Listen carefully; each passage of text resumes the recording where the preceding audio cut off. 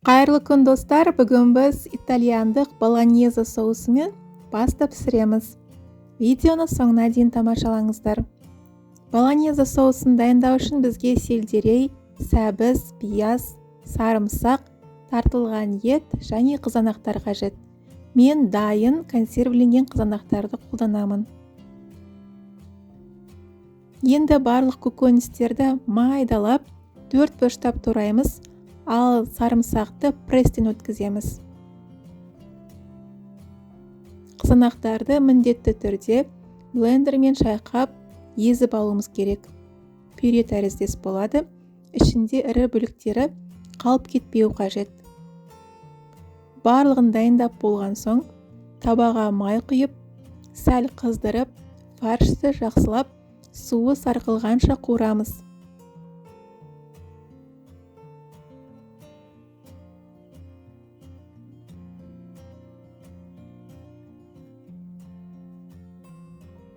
Шамамен 4-5 минут уақыт өткеннен кейін барлық көкөністерді қосып, бірге қуырамыз.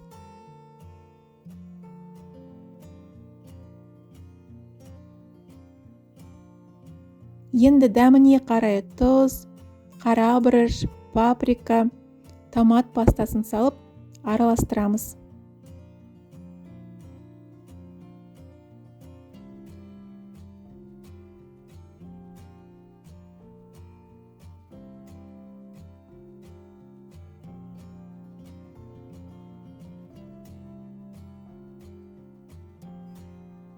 Барлығы жақсы араласқан соң, жарты ас қасық базилик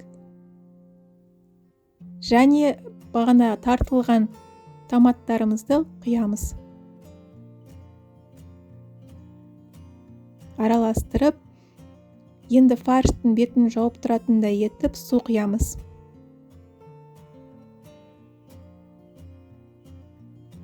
Су қайнаған уақыттан бастап, оттың астын баяулатып, қақпағын жауып, кем дегенде 1,5 сағат пісіреміз.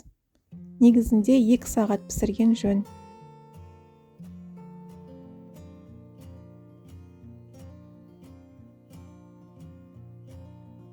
Болоньезе соусы пісуге жақындаған кезде алдын ала спагеттиді пісіріп аламыз дайындап.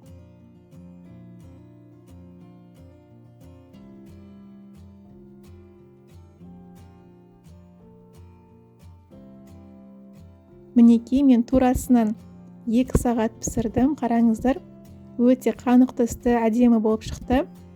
Енді спагеттидің үстіне болоньезе соусын құямыз. Барлығын салып болған соң, ең соңында үккіштен ірімшікті өткізіп саламыз. Пармезан ірімшігін қолдансаңыздар болады. Егер де жоқ болса, жай ірімшікті қолдана беріңіздер. Достар, видеоны соңына дейін қараған болсаңыздар, лайк басып, пікір қалдырып, менің каналыма тіркелуді ұмытпаңыздар. Алдағы уақытта мен сіздерді өте дәмді рецепттермен қуантатын боламын. Ас болсын, сау болыңыздар.